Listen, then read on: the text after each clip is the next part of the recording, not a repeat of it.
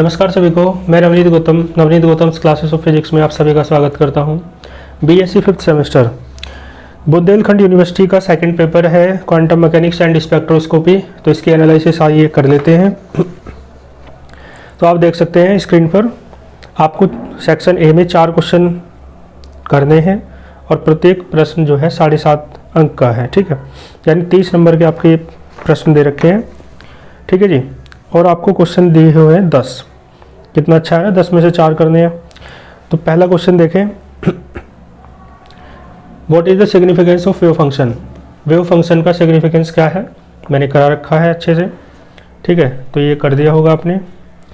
Number second है, differentiate between degenerate and non degenerate states. ठीक है, ये भी क्वांटम मैकेनिक्स में है। इसके बाद है, with help of uncertainty principle. Uncertainty principle की हेल्प से electron does not exist inside the nucleus.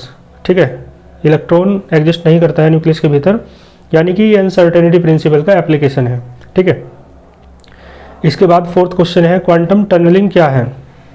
Quantum tunnelling क्या है, यानी क्वांटम सुरंगन क्या है। Write 3 examples of quantum tunneling, ये क्वेश्चन दिया हुआ है। और नंबर 5th है, describe fine structure of sodium D line. जो सोडियम डी लाइन होती है उसकी फाइन स्ट्रक्चर के बारे में आपसे पूछा है। नंबर 6th है, नॉर्मलाइज द वेव फंक्शन। ठीक है, इस वेव फंक्शन को नॉर्मलाइज करना है, यानी एक तरीके से न्यूमेरिकल दिया हुआ है नॉर्मलाइजेशन का। 7th क्वेश्चन में LX LY का आपको कम्यूटेटर निकालना है। ठीक है, 8th क्वेश्चन में सिग्निफिकेंस पूछा है स्टर्न-गर्लिक एक्सपेरिमेंट का, यानी उसकी महत्ता क्या है। और 9th क्वेश्चन में वाइब्रेशनल स्पेक्ट्रा आपसे पूछा है। और 10th क्वेश्चन में आपसे K अल्फा लाइन पूछी है एक्सरे की। ठीक है, तो 10 क्वेश्चन थे, 4 आपको करने थे। सेक्शन बी में लॉन्ग क्वेश्चन दे रखे हैं, 22.5 नंबर का एक क्वेश्चन है, 2 करने हैं आपको। लिखा है, with help of wave function. Wave function की हेल्प से कैलकुलेट करो energy of electron in hydrogen atom. Hydrogen atom में इलेक्ट्रॉन की एनर्जी को कैलकुलेट कीजिए। और नंबर सेकंड है, आपको डिफाइन करना है कैरेक्टरिस्टिक्स और कंटिन्यूस एक्सरेज, यानी एक्सरेज के टाइप्स को, और डेराइव करना है मोजले के लॉ को, मोजले के नियम को। ठीक है, इसके बाद देखें, 3rd क्वेश्चन है आपके सामने, डिस्कस द डायएटॉमिक मॉलिक्यूल। डायएटॉमिक मॉलिक्यूल जो है उसे रिजिड रोटेटर की तरह कंसिडर करके करना है ना। ये क्वेश्चन स्पेक्ट्रोस्कोपी में है 4th यूनिट में।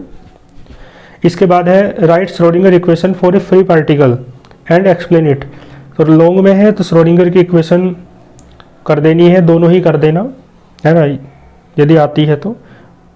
ठीक है, फ्री पार्टिकल के लिए, तो फ्री पार्टिकल के लिए क्या करते हैं, बाद में v = 0 रख देते हैं। 5th क्वेश्चन है, आपको LS कपलिंग और JJ कपलिंग करनी है, ये तो काफ़ी इंपॉर्टेंट है ही टॉपिक। ठीक है, तो ये बुंदेलखंड यूनिवर्सिटी का सेकंड पेपर था। मिलते हैं फिर नेक्स्ट किसी पेपर के एनालिसिस के साथ, तब तक के लिए ऑल द वेरी बेस्ट।